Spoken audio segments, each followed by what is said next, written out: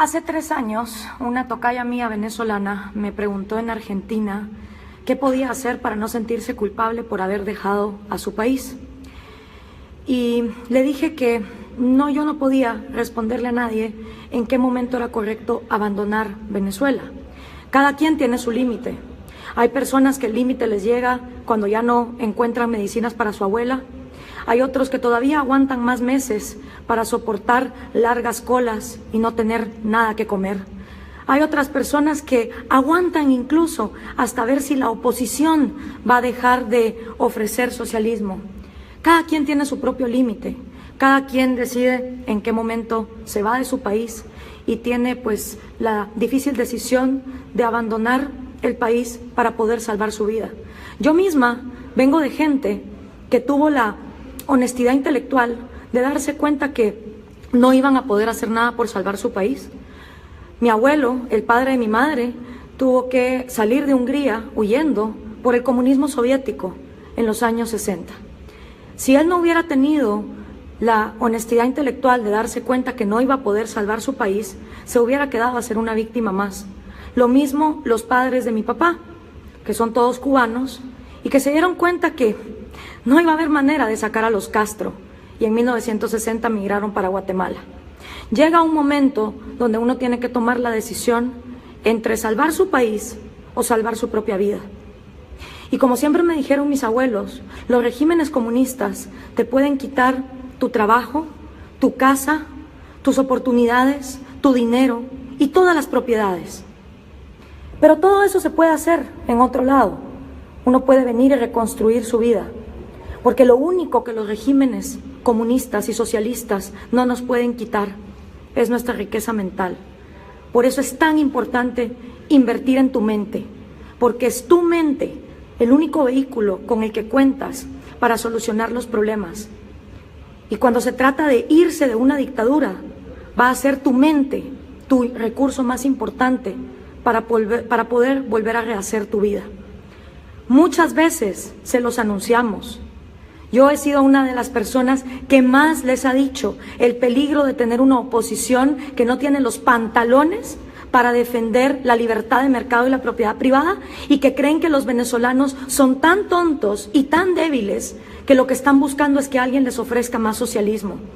Yo misma les he dicho una y otra vez que no estaban viviendo bajo un gobierno, mientras hipócritas en la OEA y en la misma Guatemala, donde el año pasado los encapuchados recibieron en el Paraninfo de la Universidad de San Carlos de Guatemala con bombos y platillos al hermano del dictador Hugo Chávez, a Adán Chávez. Vemos como en toda la región latinoamericana, ahora sí todo el mundo se da golpes de pecho porque la Asamblea Nacional fue disuelta por Nicolás Maduro. Pero ¿dónde estaba toda esa gente cuando habíamos un montón gritando, ahí viene el lobo, ahí viene el lobo, y seguían aplaudiendo y poniendo a Venezuela en el estandarte? Esto es lo que pasa con los socialismos. Ha pasado en la Unión Soviética, ha pasado en Corea del Norte, pasó en Cuba, pasó en Vietnam, porque no importa dónde se implemente, la receta siempre es la misma. Aniquilar tu propiedad privada, aniquilar tu vida y aniquilar tu libertad. Lo único que me sorprende de toda esta situación es la gente que está sorprendida, la gente que se queda en shock al ver que Nicolás Maduro disolvió la Asamblea Nacional en Venezuela. Señores, hubo gente que se los estuvimos diciendo y advirtiendo, y hubo un montón de hipócritas en las organizaciones internacionales, en las fundaciones de estudiantes universitarios, de todas las universidades estatales marxistas, que seguían defendiendo Venezuela. ¿No creen que es un poco hipócrita que ahora se sumen a decir, uy, qué horror lo que está pasando en Venezuela, cuando pasaron durante años ignorando lo que estaba ocurriendo? E incluso decían que como era un régimen democráticamente electo, entonces los venezolanos se tenían que aguantar cualquier atropello. Yo no soy quien para decirles, este es el momento o lo fue antes. Cada venezolano sabrá lo que tiene que hacer. Pero yo les puedo decir que yo no existiría si mi familia no hubiera tenido la humildad de darse cuenta que no iban a poder quedarse a salvar el país. Si mis abuelos no hubieran tomado la decisión en 1960 de abandonar Cuba e irse a Guatemala, yo no existiría. Y si mi abuelo se hubiera quedado neciamente peleando en Hungría en los años 60, hubiera sido aniquilado en un gulag por la Unión Soviética. Llega un momento donde ya no quedan garantías de nada.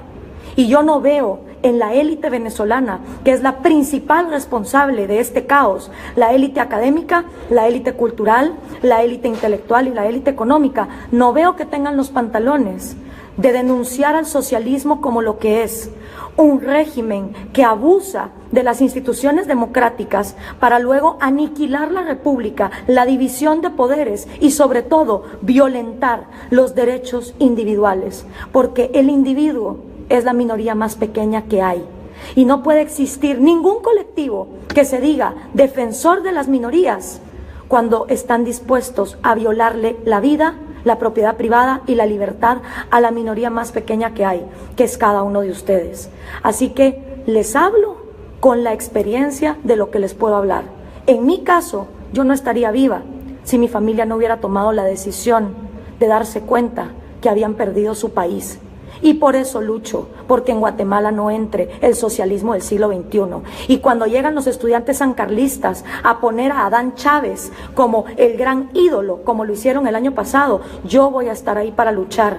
Y cada vez que en mi país los sindicatos y las ONGs financiadas por europeos quieran expropiar, yo voy a estar ahí para luchar, porque es lo que le debo a mi familia. Y eso sí, el día que Guatemala caiga en el socialismo del siglo XXI, por supuesto que voy a defender mi vida y me voy a marchar, pero cuando me vaya voy a quedarme con la satisfacción de por lo menos saber que mientras mi país se estaba derrumbando, yo tuve por lo menos el valor de hacer algo y de luchar, y me voy a quedar con la satisfacción de saber que al menos hice todo lo que pude porque no ocurriera. Le pregunto yo a todos esos hipócritas que se quedaron de brazos cruzados mientras las violaciones en Venezuela eran constantes, si acaso ellos pueden decir lo mismo. Y a todas las élites venezolanas cobardes que lo único que hacen es hablar de más socialismo porque no tienen los pantalones de defender la propiedad privada y el libre mercado. Así que, queridos venezolanos, cada quien tendrá su límite. Yo lo que les puedo decir es que llega un momento donde hay que elegir entre salvar la propia vida, que es lo único que a uno le queda, porque ya lo demás te lo quitaron, o quedarse neciamente a tratar de luchar en un régimen que no es más que una dictadura. Ha habido mucha gente que se los hemos venido diciendo desde hace bastante tiempo. Así que yo no sé qué les sorprende. Y a todos los hipócritas que estuvieron años aplaudiendo desde las universidades marxistas estatales, desde las oligarquías empresariales corruptas, porque acordemos que un empresario es el que tiene los pantalones para competir en un mundo globalizado. Un empresario, en cambio, es el mismo que financia estos regímenes. Y toda esa gente hipócrita que hasta ahorita está denunciando lo que se venía a venir desde hace años, ¿dónde estuvieron? Aplaudiendo como focas las violaciones que estaban pasando. Por eso es tan importante la batalla de las ideas, porque son las ideas las que moldean nuestra sociedad. Y cuando nuestra sociedad se queda sin personas que defiendan las ideas de la libertad, de la vida y de la propiedad privada, entonces todo lo demás sucumbe. Echarle la culpa a los pobres, no, eso es de mediocres. Los pobres no hacen más que los mismos ricos, porque los pobres, a cambio de una gallina, a cambio de una bolsa de comida, venden su voto. Mientras los corruptos empresarios, a cambio de un subsidio, de un proteccionismo y de un arancel, le venden también su voto a esos gobiernos. El principio es el mismo. Unos lo hacen por una gallina, una bolsa de comida, otros lo hacen por un proteccionismo o un subsidio. Y si intercambiáramos los lugares, seguirían haciendo exactamente lo mismo. Un país se derrumba cuando sus élites son las que no tienen los pantalones de defender la libertad de mercado, la propiedad privada y los derechos individuales. Y en el caso de Venezuela es vergonzoso ver que no hay una sola élite que haya tenido el valor de separarse de defender el socialismo. Aquí están las consecuencias, se los hemos venido diciendo. Tómenlo en cuenta. y a todos los venezolanos, les comparto nada más mi experiencia para que tomen ustedes una decisión. Y eso sí, si se van a otro país, hagan el favor de no ir a apoyar a los mismos corruptos y al mismo socialismo que hundió su país. Si se van a ir a otro país, venezolanos, váyanse a defender la propiedad privada, a trabajar duro, a ganarse un lugar en las sociedades. Y en cambio, todos esos latinoamericanos que quieren joder nuestros países, donde todavía el socialismo no está gobernando, hagan el favor, agarren un avión y váyanse a vivir a Venezuela. Porque tal vez si cada quien viviera en el régimen que tanto defiende, entonces estaríamos en congruencia. Lo que necesitamos son personas intelectualmente honestas y que sepan que si eventualmente Venezuela tiene una luz al final del túnel, va a ser porque su gente productiva no aguantó más y no siguió sobornando y corrompiendo a esta dictadura. Estoy con ustedes, les deseo lo mejor.